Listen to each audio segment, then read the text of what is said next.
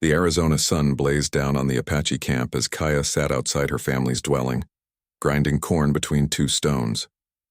Her hands moved in steady rhythms, but her mind was far away from the simple task. In 3 weeks, her life would change forever, and not in the way she wanted. Her father, Dakota, had decided her fate without asking what she desired. She was to marry Huret, a warrior from the neighboring band who had a reputation for cruelty and violence. The marriage would unite two groups and bring peace between them, or so her father believed. But Kaya knew the truth. This was not about peace. This was about power and control. She looked across the camp where women prepared food and men checked their weapons. Everything seemed normal, but for Kaya, nothing would ever be normal again. Her younger brother Neil approached with quiet steps and sat beside her. He was only 12 summers old, but he understood more than most adults gave him credit for. He could see the sadness in his sister's eyes, the way her shoulders slumped when she thought no one was watching. Neil reached out and touched her arm gently. She looked at him and tried to smile, but the expression never reached her eyes. Dakota was a respected warrior in the tribe, a man who had fought many battles and earned his position through strength and wisdom. But when it came to his daughter, he could not see past tradition. He believed that a woman's duty was to serve her people, even if it meant sacrificing her own happiness. Kaya had tried to speak to him 3 times about the marriage, and 3 times he had refused to listen. The last time, he had raised his voice and told her that the decision was final. A daughter must obey her father. That was the way it had always been. But Kaya was different from other girls in the tribe. She had always been curious and independent. While other girls learned to sew and cook, Kaya had begged her brother to teach her how to track animals and shoot a bow. She could read the land better than most warriors. She knew which plants could heal and which could kill. She had even learned some English from missionaries who passed through their territory, though she kept this knowledge secret. Most of the tribe did not trust the white settlers, and learning their language would be seen as betrayal. 3 months ago, Huret had come to their camp with gifts for Dakota. He brought horses and fine weapons, all to buy the right to marry Kaya. She had watched from a distance as the 2 men spoke and laughed together. Huret was tall and strong, with scars across his chest that told stories of battles won, but his eyes were cold and empty. When he looked at Kaya, she did not see love or even respect. She saw ownership. She saw a man who wanted a possession, not a partner. That night, Kaya had gathered her courage and approached her mother, Aita. Surely her mother would understand. Surely she would speak to Dakota and make him see reason. But Aita had only held her daughter close and whispered that sometimes women must be strong in ways men do not understand. She said that marriage was a duty, and duty must come before desire. Kaya had left her mother's embrace feeling more alone than ever before. The weeks passed slowly, each day bringing her closer to the wedding ceremony. Kaya began to have dark thoughts. She considered running away into the desert, but she knew the tribe would track her down. She thought about refusing at the ceremony itself, but that would bring shame to her family and could start a war between the 2 bands. She felt trapped, like a rabbit caught in a snare with no way out.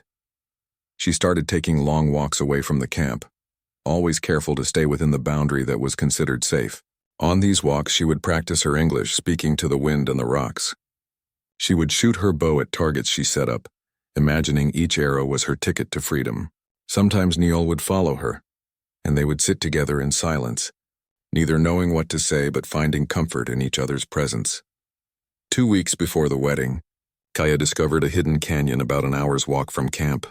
There was a small spring there, and the walls of the canyon provided shade from the brutal afternoon sun. It became her secret place, somewhere she could go to think and dream of a different life. She would imagine herself riding a horse across endless plains, going wherever she wanted, answering to no one. In these dreams, she was free. The camp began preparing for the ceremony. Women started sewing new clothes and gathering food for the feast. Men cleaned their weapons and prepared their finest horses for the celebration. Huret sent messengers every few days with more gifts, each one more expensive than the last. Dakota accepted them all with pride, not seeing how each gift was another chain around his daughter's neck. Kaya's mood grew darker with each passing day. She stopped eating properly, and her mother worried about her health. But Aita said nothing to Dakota, knowing he would only grow angry at what he saw as childish behavior. The other women in the tribe looked at Kaya with a mixture of pity and envy. Pity because they could see she was unhappy. Envy because Hewitt was considered a great catch, a strong warrior who would provide well for his wife. One evening, Kaya sat alone on a hill overlooking the camp. The sun was setting, painting the sky in shades of orange and red.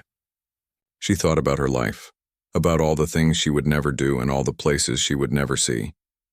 She thought about the children she would be expected to bear for a man she did not love. She thought about growing old in a life she had never chosen. And for the first time she allowed herself to cry. The tears fell silently down her cheeks as the sun disappeared below the horizon. Neol found her there in the darkness.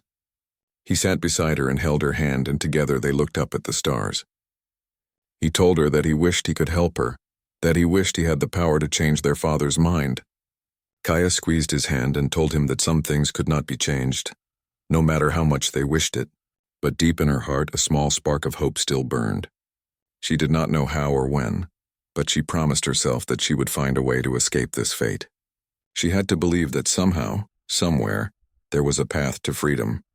Cole Brennan had been riding through the Arizona Territory for 3 days, following tracks of wild mustangs that he hoped to catch and sell. The work was hard and lonely, but he preferred it that way. After losing his wife and young son to fever 5 years ago, Cole had found that solitude suited him better than the company of most people. He was 32 years old but looked older, with lines around his eyes from squinting in the sun and a beard that he trimmed only when it got too long. His horse, a gray stallion named Ash, was his only constant companion. Cole had learned to respect the Apache people during his years in the Southwest. Unlike many white settlers who saw them as savages, Cole recognized their deep knowledge of the land and their strong sense of honor. He had traded with them fairly, learned some of their language, and never cheated them the way other traders did. Because of this, most Apache bands tolerated his presence in their territory, though they did not exactly welcome him either. On this particular morning, Cole was tracking a small herd of mustangs toward a canyon he had never explored before. The tracks led him through rough terrain, over rocks and through dried creek beds. The sun was climbing higher, and he could feel the heat building even though it was still early. He followed the canyon walls until he found a narrow opening that led to a hidden space inside. There was a spring there, just as he had hoped. The mustangs had come here to drink. Cole dismounted quietly and led Ash forward on foot. He was planning how to set up a rope trap when he heard a sound that made him freeze. It was the whisper of an arrow being drawn from a quiver. Before he could react, a voice spoke in Apache, commanding him to stop and raise his hands. Cole did as he was told, lifting his hands slowly and turning around carefully. Standing 20 feet away was a young Apache woman with an arrow pointed directly at his chest. She was small but held the bow with the confidence of someone who knew how to use it. Her dark eyes were fierce and suspicious. Cole spoke in Apache, his accent rough but understandable. He told her he meant no harm, that he was only tracking horses. The woman did not lower her bow. She asked him what he was doing in this place so far from the settler trails. Cole explained his work as a horse trader. He told her he had been tracking mustangs and followed them to this canyon. He kept his voice calm and steady, knowing that any sudden movement could result in an arrow through his heart. The woman studied him carefully, trying to decide if he was telling the truth. Finally, she lowered her bow slightly but did not put the arrow away. She told him this was her place and he was not welcome here. Something in her voice caught Cole's attention. There was pain there, hidden beneath the anger. He apologized for intruding and said he would leave immediately. But then he made a mistake. He asked in English if she was all right, forgetting for a moment that most Apache did not speak the settler language.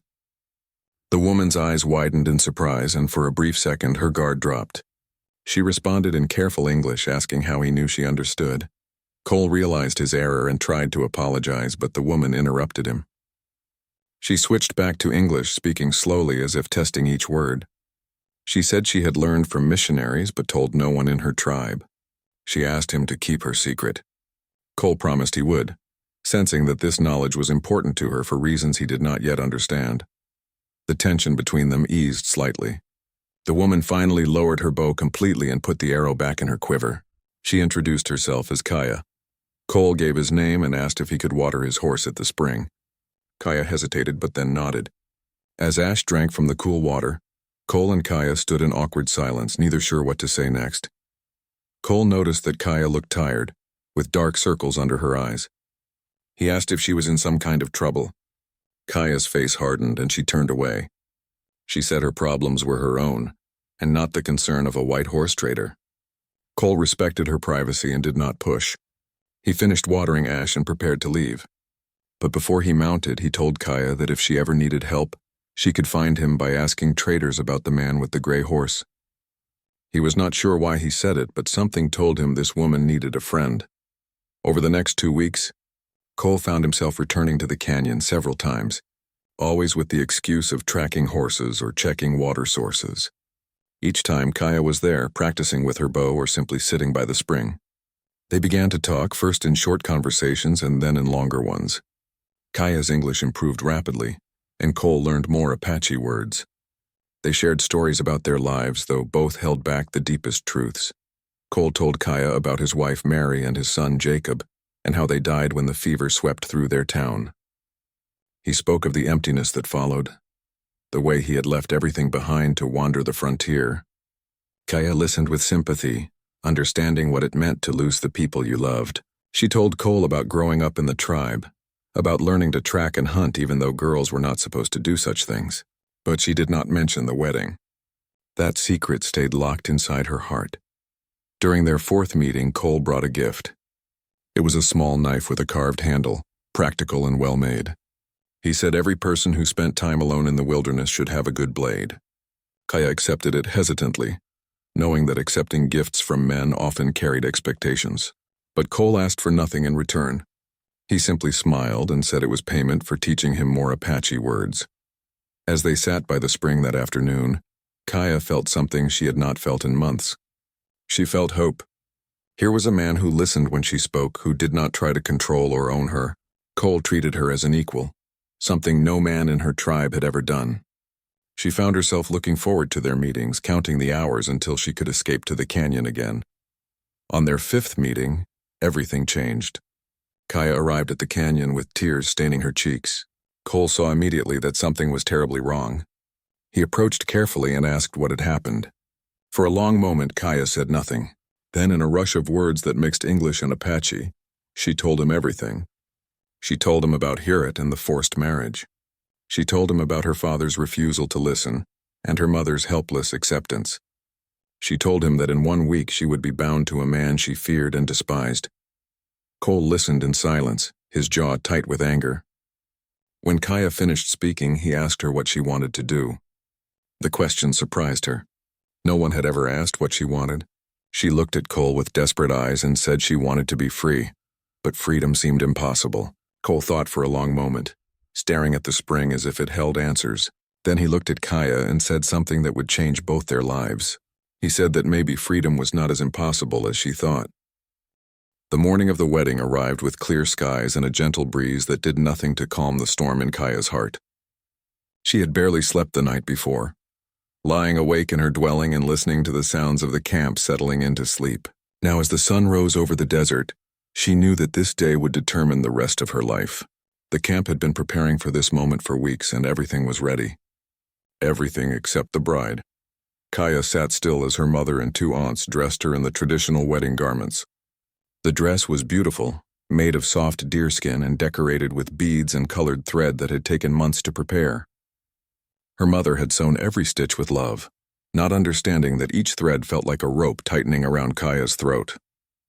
The women painted her face with ceremonial marks using red and yellow clay. They braided her long black hair and wove feathers into the braids. Through it all, Kaya remained silent, her face showing no emotion. Aida looked at her daughter with concern. She had noticed how quiet Kaya had become over the past few days, how she barely ate and hardly spoke. Part of Aida understood her daughter's fear. She herself had been married young to a man chosen by her family, though she had grown to love Dakota over the years. She hoped the same would happen for Kaya, even as a deeper part of her knew it would not. Herit was not a man who inspired love. He inspired fear. Outside the dwelling, the camp buzzed with activity. The neighboring band had arrived the previous evening, and their warriors had set up their own shelters on the eastern side of the camp. Herit was among them, dressed in his finest clothing and wearing all his battle honors. He moved through the camp with confidence. accepting congratulations from other warriors and making it clear that he saw this marriage as a victory. To him, Kaya was a prize to be won, proof of his status and power. Dakota stood near the ceremonial fire pit, speaking with the tribal elders and making final arrangements. He looked pleased, satisfied that he had made a good decision for his daughter and his people. The alliance with the neighboring band would bring strength and security. Trade would improve and their hunting grounds would expand. In his mind, this was what a good father did. He provided for his family and his tribe, even when it required difficult choices. Neol watched the preparations with a heavy heart. He had spent the previous evening searching for Cole Brennan, riding out to the canyon where Kaya had told him the cowboy sometimes camped. But Cole had not been there. Neol had left a message, scratching symbols in the dirt that he hoped the white man would understand. Then he had ridden back to camp feeling helpless and angry. He was just a boy, with no power to change what was about to happen. As midday approached, the guests gathered around the ceremonial area. The two bands mixed together, though there was still some tension between them. Old rivalries did not disappear just because of a wedding, but everyone was on their best behavior, knowing that this day was meant to bring peace. Food was laid out on wooden platforms, including roasted meat, corn cakes, and dried fruits. Some of the men had already started drinking tiswin, a weak beer made from corn, and their voices grew louder as the afternoon progressed. The tribal elder who would perform the ceremony, a man named Kohana, prepared the sacred items. He arranged tobacco, sage, and other herbs in a ceremonial bowl. He checked the blessing stones and the marriage blanket that would be wrapped around the couple. Kohana had performed many weddings in his long life, but even he felt uneasy about this one. He had seen the look in Kaya's eyes, the same look he had seen in trapped animals, but it was not his place to question. His role was to bless what the families had decided. Cole Brennan sat on a ridge half a mile from the camp, watching through a small telescope he carried for tracking animals. He could see the activity below, the gathering crowd and the ceremonial preparations. He had been there since before dawn, trying to decide what to do. Every logical part of his brain told him to ride away. This was not his fight. Interfering in Apache affairs could get him killed, and might even start a war between the tribe and white settlers. But every time he thought about leaving, he remembered Kaya's face when she told him about the forced marriage. His horse, Ash, stood nearby, saddled and ready. Cole had his rifle cleaned and loaded, his pistol checked and holstered. He was not a violent man by nature, but years on the frontier had taught him that sometimes violence was the only language certain people understood.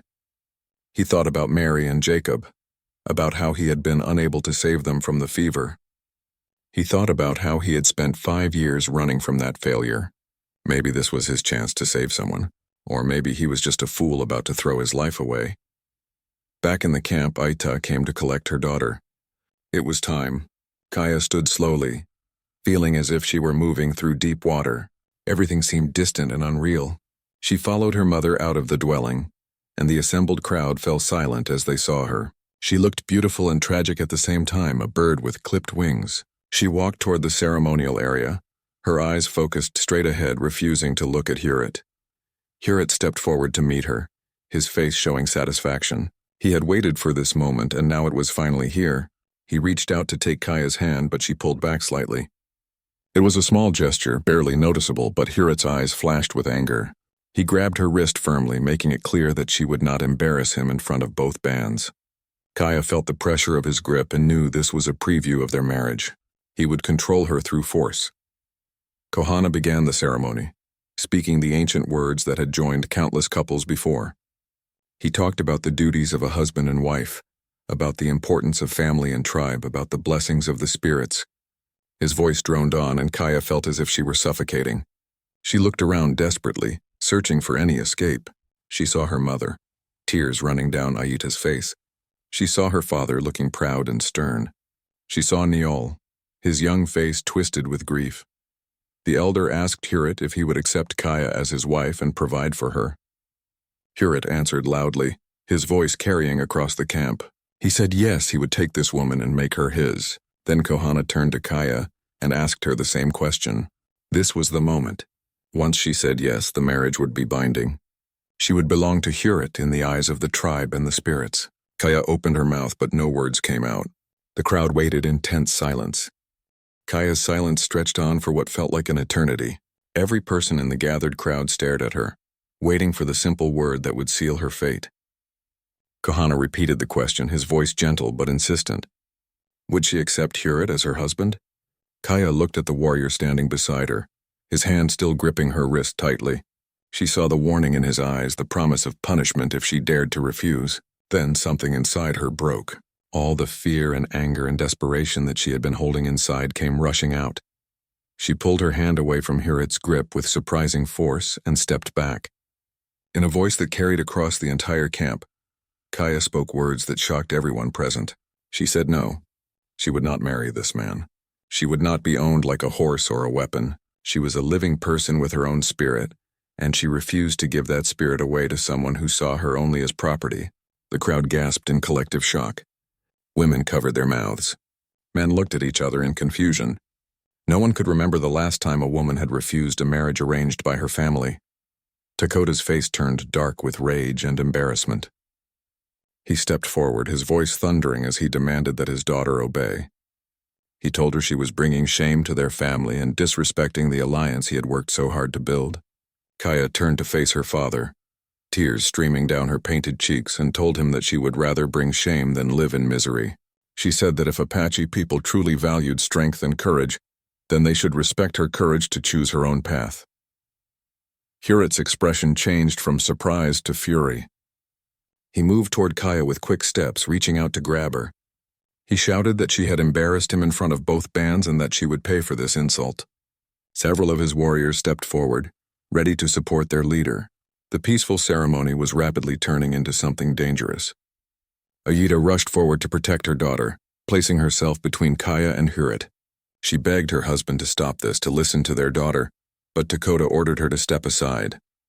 The elder Kohana raised his hands, trying to restore order, but no one was listening to him anymore. The guests were shouting, some supporting Takota's authority and others questioning whether a woman should be forced against her will. The warriors from both bands were tensing, hands moving toward weapons. What had been meant as a celebration was becoming a potential conflict. Kaya backed away from the chaos, her heart pounding in her chest. She had done it. She had spoken her truth. But now she faced the consequences. Huret pushed past Ayita and grabbed Kaya's arm roughly. He told her that she belonged to him now, that gifts had been exchanged and agreements made. Her refusal meant nothing. He would drag her to the ceremonial blanket by force if necessary, and the marriage would be completed whether she wanted it or not. Kaya struggled against his grip, but he was far stronger than her. She looked around desperately for help but saw only angry faces and confusion. Even those who might have sympathized with her were too afraid to intervene against Huret. In that moment of pure desperation, Kaya did something she never planned. She opened her mouth and shouted in English, the language most of the tribe did not understand. She called out for help from anyone who might hear, anyone who might care that an innocent person was being forced into slavery disguised as marriage. The English words sounded strange in the Apache camp, and people looked at her with even more confusion. Takota demanded to know where she had learned the settler language, adding this to his list of grievances against his rebellious daughter. The words had barely left Kaya's mouth when a new sound cut through the chaos. It was the thunder of horse hooves approaching fast. Everyone turned to look toward the edge of the camp, where a rider was coming at full gallop.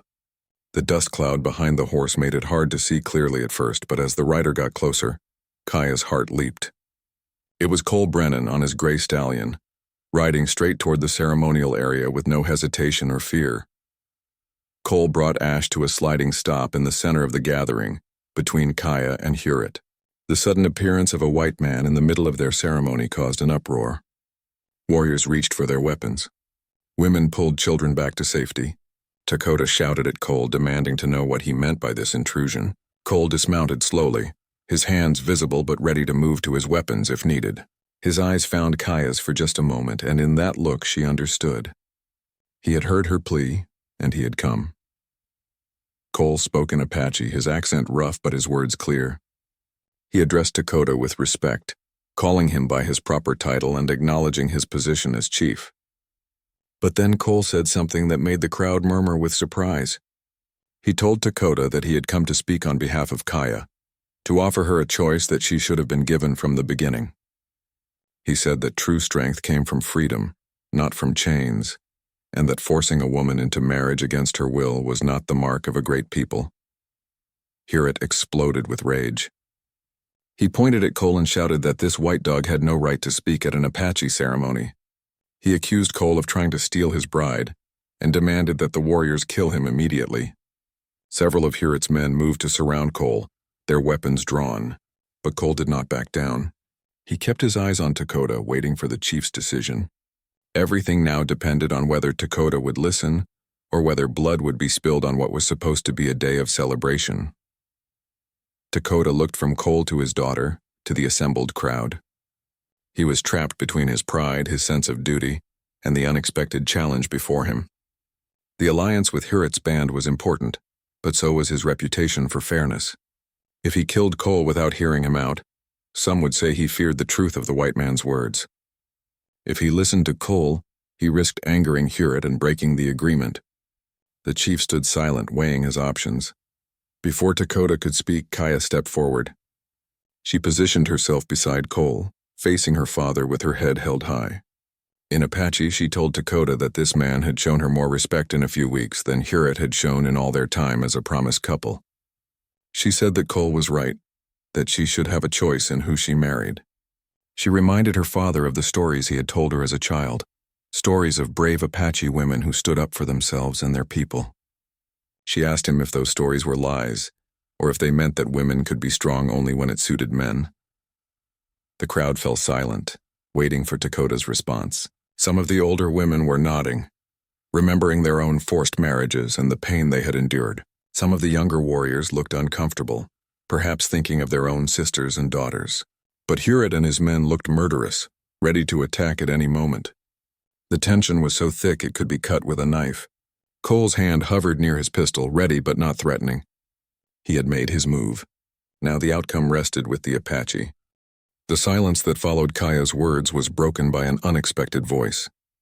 Aida stepped forward, her face wet with tears but her expression determined. She addressed her husband in a voice that carried across the camp, speaking words that she had kept locked inside for years. She told Dakota that she had accepted her arranged marriage without question, had served him faithfully, and had borne his children. But watching their daughter face the same fate had opened her eyes to a truth she had been ignoring. She said that forcing Kaya to marry Hewitt was not about honor or alliance. It was about fear and control. She reminded Dakota of the Apache values they claimed to hold dear, values of courage, individual strength, and respect for the human spirit. Aida's words had power because they came from someone who had always been obedient and quiet. Seeing her speak up caused several other women to step forward as well. Adding their voices to hers, they spoke of their own experiences, of marriages that had brought them pain rather than joy, of watching their daughters face the same future. The warriors shifted uncomfortably, not used to women speaking so boldly in public matters. But the women would not be silenced. They had been silent too long. Kohana, the tribal elder, added his voice to the discussion. He spoke slowly, choosing his words carefully. He said that the ceremony he had been conducting felt wrong from the beginning, that the spirits did not bless unions made in fear and coercion. He reminded everyone that Apache tradition valued the individual spirit, and that a marriage made in chains would bring only bad luck to both families. His words carried weight because of his age and position. Even Hewitt could not simply dismiss the tribal elder without losing respect. But Hewitt was beyond listening to reason. His face was twisted with rage and humiliation. He had been promised this woman, had paid for her with valuable gifts, and now she was being taken from him in front of everyone. His honor demanded action. He stepped toward Cole, his hand on his knife, and issued a challenge. He called Cole a thief and a liar, accused him of poisoning Kaya's mind with white man's ideas. He demanded that Cole face him in combat to settle the matter. If Cole was truly brave enough to interfere in Apache business, then he should be brave enough to fight for what he wanted. Cole had hoped to avoid violence, but he recognized that Hewitt would not back down without it. The warrior's pride had been wounded too deeply. Cole looked at Dakota, waiting for the chief's decision. This was still Dakota's camp, and any fight would require his permission. The chief stood silent for a long moment, his face showing the internal struggle he was facing. Finally, he spoke. He said that if Hewitt demanded combat, then it would be granted. But the fight would follow Apache rules. It would be with knives to first blood only, not to death. If Cole won, he and Kaya could leave the camp freely and without pursuit. If Hewitt won, Cole would leave the territory forever, and Kaya would honor the marriage agreement. Kaya started to protest, but Cole touched her arm gently and shook his head. He knew this was the only way. He removed his gun belt and handed it to her, along with his hat.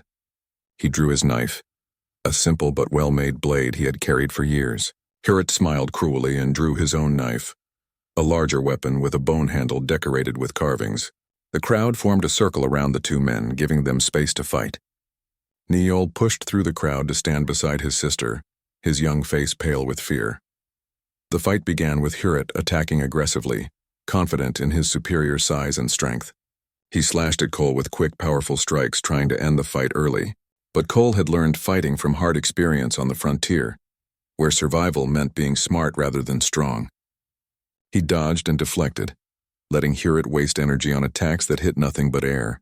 The crowd watched in tense silence, some cheering for Hewitt and others secretly hoping the outsider would win. Cole waited for his opening, studying Hewitt's pattern of attacks. The warrior was skilled but predictable, relying on strength and aggression rather than strategy. After several minutes of defensive fighting, Cole saw his chance. Hewitt overextended on a powerful downward slash, and Cole stepped inside his reach. He swept Hewitt's legs while simultaneously slicing his blade across the warrior's forearm. It was not a deep cut, but it drew blood clearly. First blood. The fight was over. Hewitt staggered back, looking at his bleeding arm in disbelief. He had lost. The shame of defeat in front of both bands was worse than any physical wound. For a moment it looked like he might attack again despite the rules. But Kohana stepped between them, declaring Cole the winner according to the agreed terms. The fight was finished. The matter was settled. Hewitt's face showed pure hatred as he looked at Cole and then at Kaya. He spoke in a low voice, promising that this insult would not be forgotten, that one day there would be a reckoning. Dakota approached his daughter, his face showing more emotions than Kaya had ever seen there before. Pride, anger, sadness, and something that might have been respect all mixed together. He told her that she had made her choice and he would honor it as he had promised. But she was no longer his daughter. By choosing to leave with the white man, she was cutting herself off from her tribe and her family. She could not come back. The price of freedom was exile. Kaya felt the words like a knife to her heart, but she nodded. She understood. This was the cost of choosing her own path. Aita came forward with a small bundle of supplies she had prepared, as if she had known this moment would come. She embraced her daughter tightly, whispering words of love and blessing. Neil hugged his sister, making her promise that she would find a way to send him messages, that she would not forget him. Kaya promised through her tears.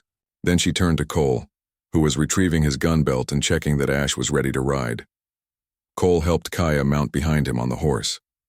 She wrapped her arms around his waist, still wearing her wedding dress with its beads and feathers. As they prepared to ride away, Dakota spoke one more time. He told Cole that Kaya's life was now his responsibility. If any harm came to her, if Cole failed to protect her or treat her with respect, Dakota would find him. The Apache had long memories and could track anyone across any distance. Cole met the chief's eyes and gave his word that he would guard Kaya's life with his own. With a final look back at her mother and brother, Kaya held tight to Cole as he urged Ash into motion. They rode out of the camp at a steady pace, not too fast but not slow either. Behind them, Hewitt watched with murder in his eyes, already planning his revenge. The other members of his band gathered around him, some offering sympathy and others urging him to pursue immediately. But Dakota had given his word, and even Hewitt knew better than to break the chief's promise openly. At least not yet.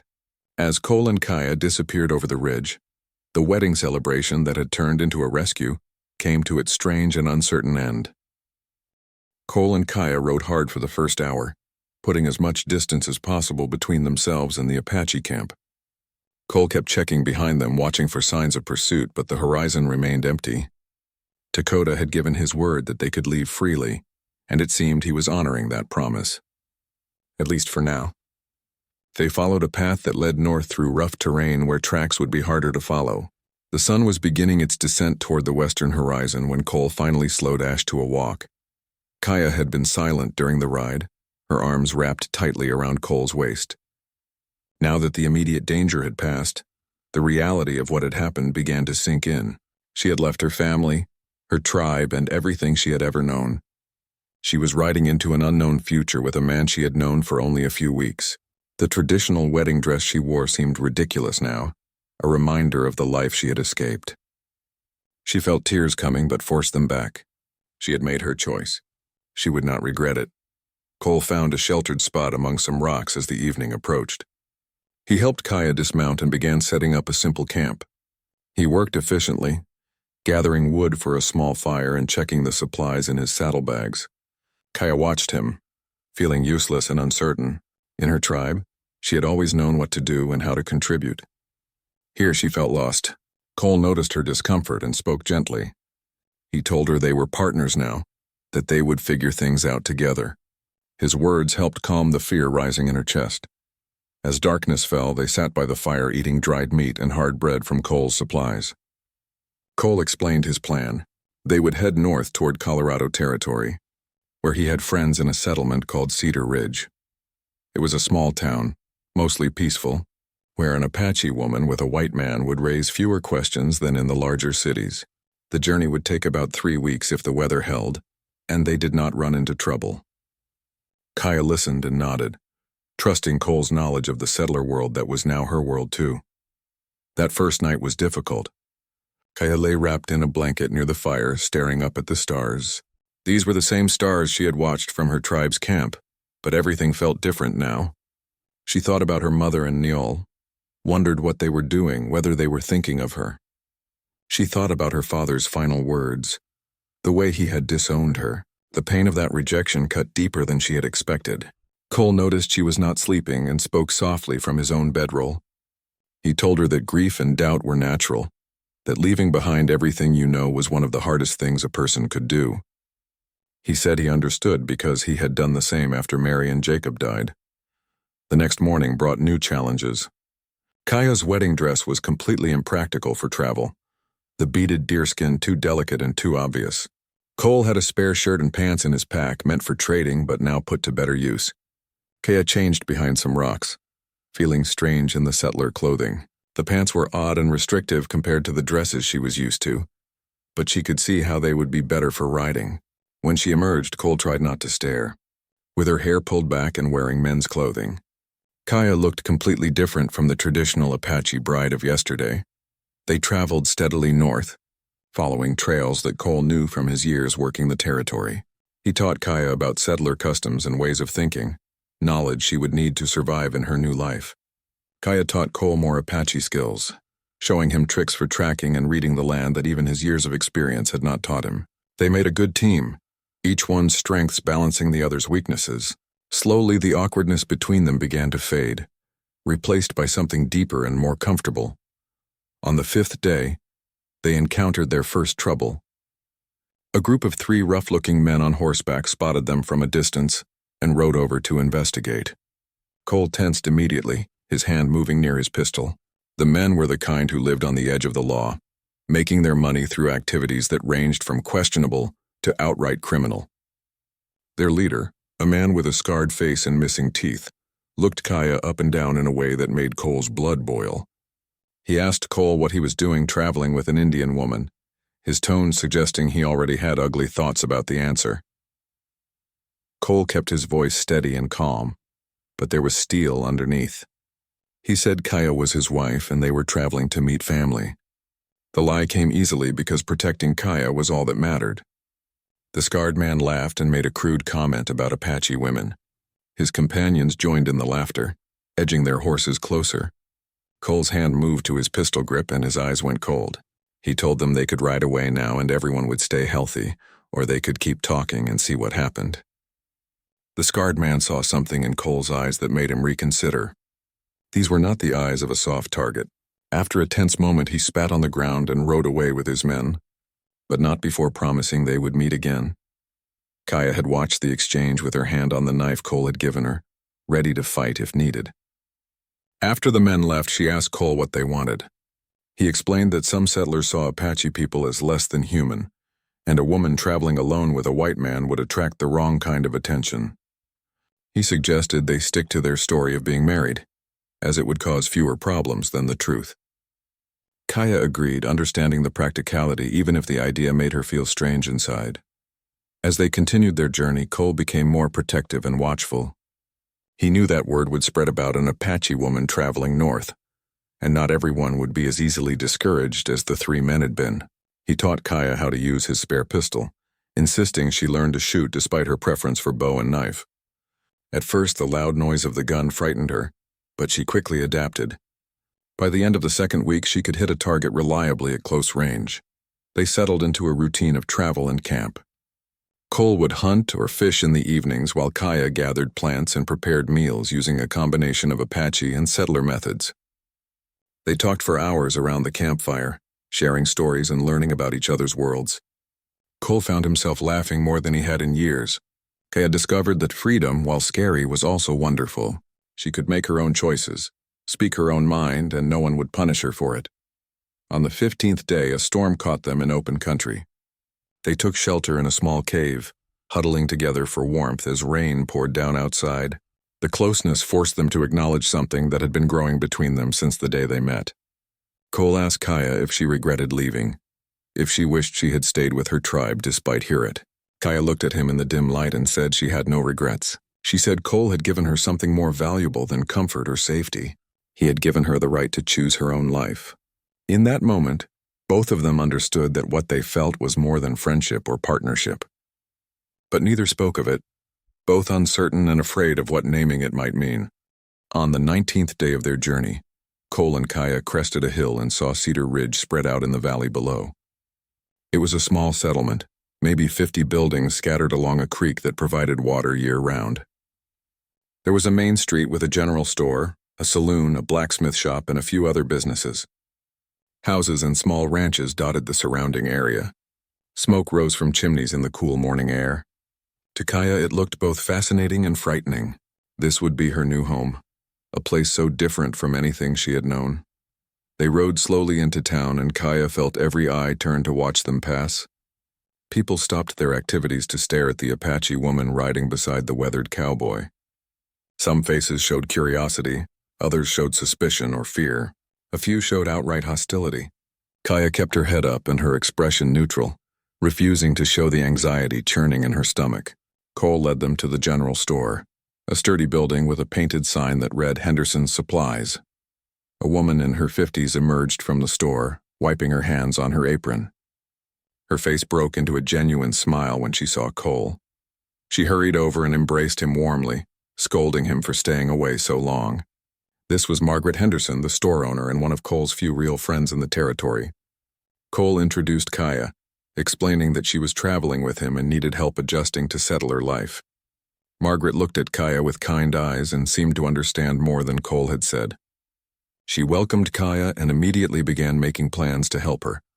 Margaret took Kaya inside the store while Cole dealt with Ash and their travel gear. The store was packed with goods from floor to ceiling, items that Kaya had never seen before.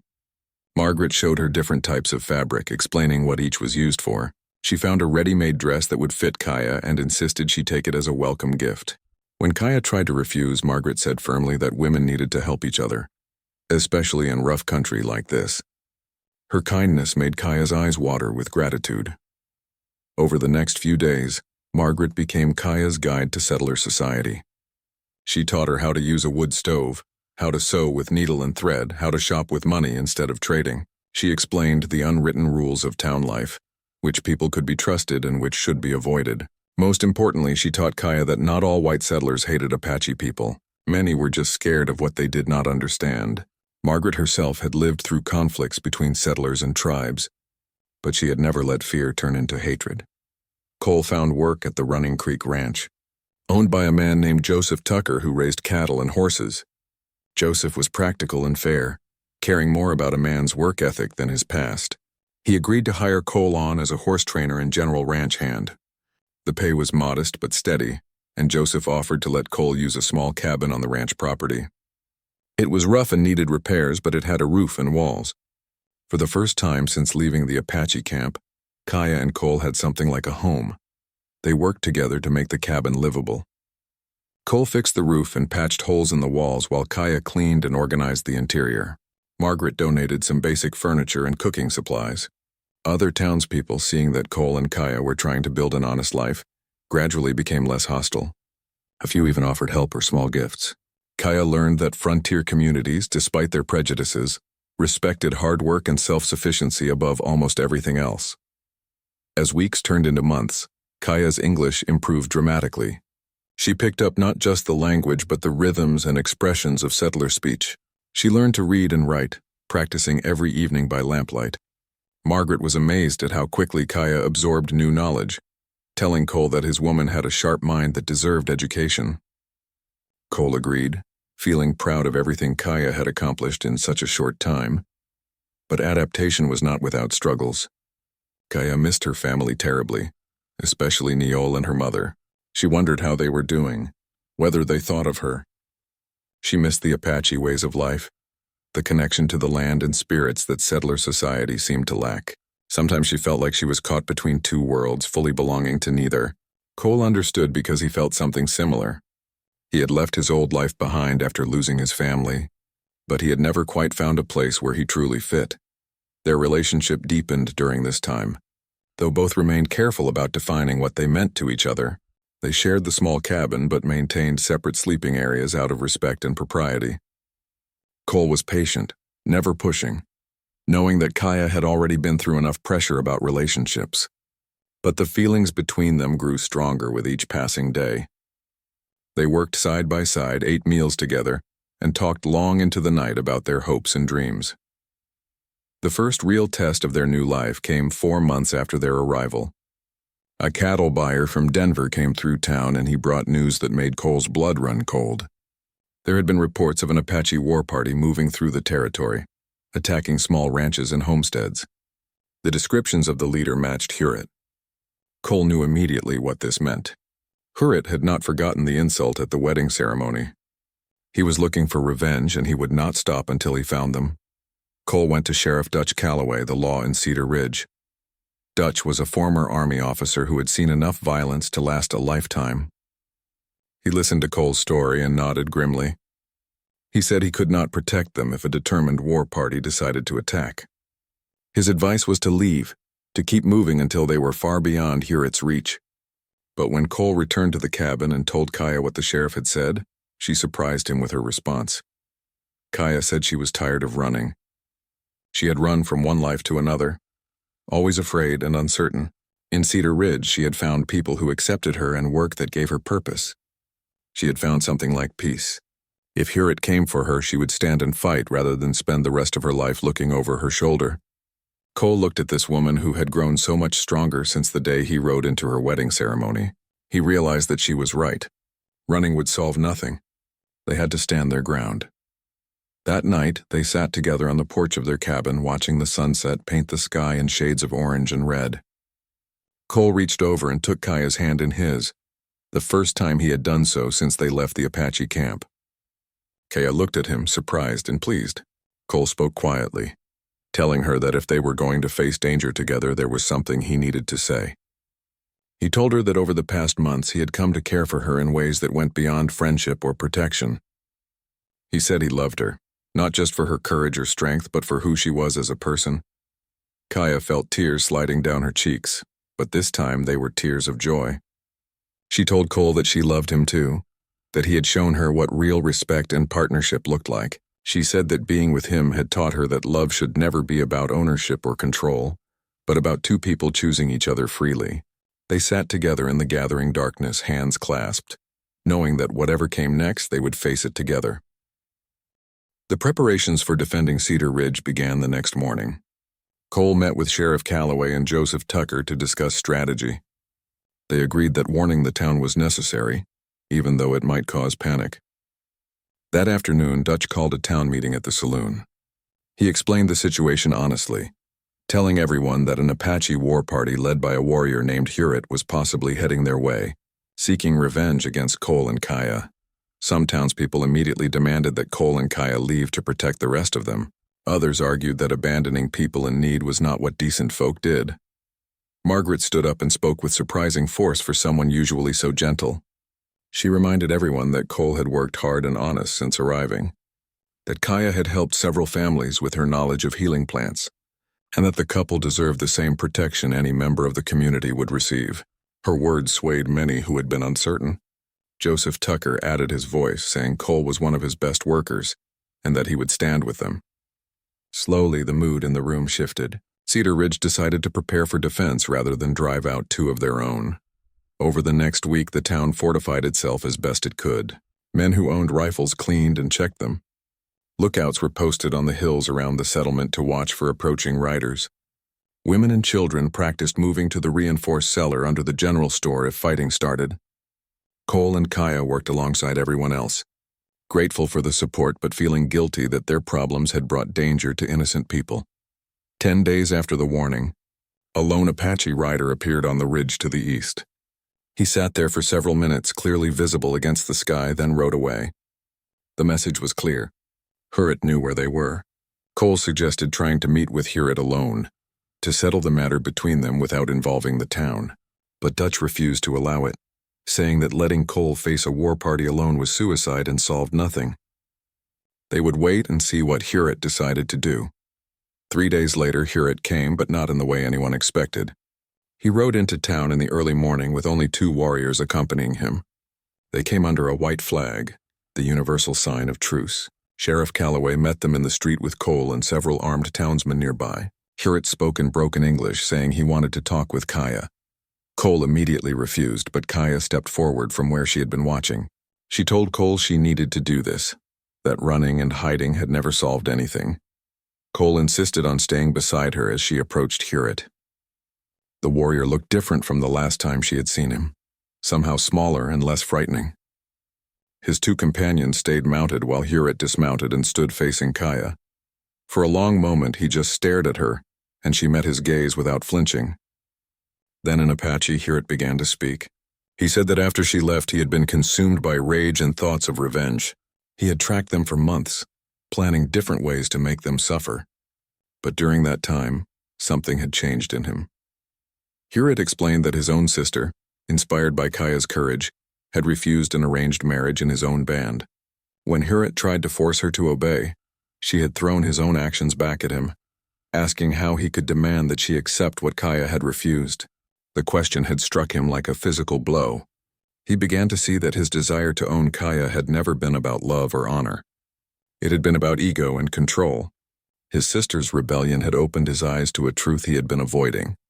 Kaya listened in amazement as Hurrit continued.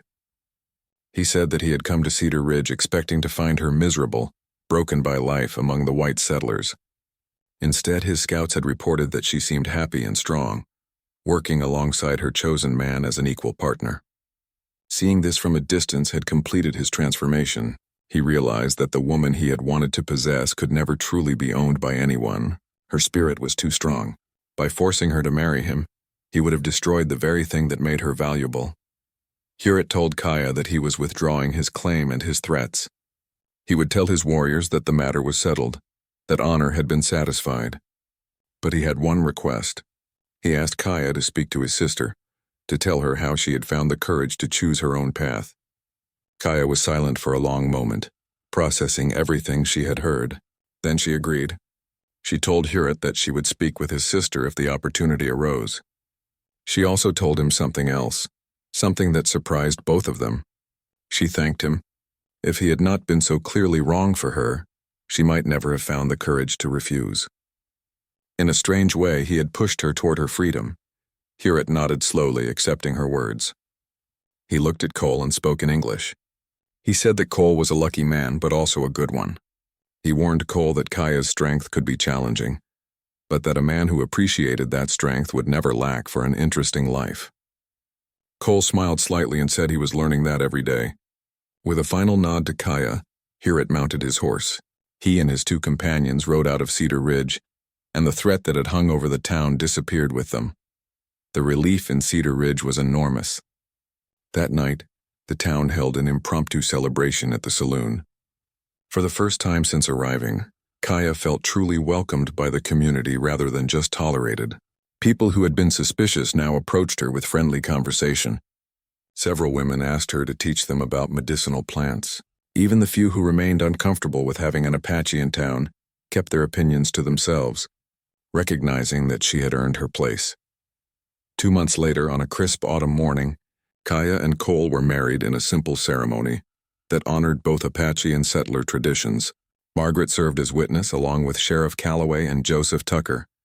Kaya wore a dress that Margaret had helped her sew, combining elements of both cultures. Cole wore his best shirt and a nervous smile.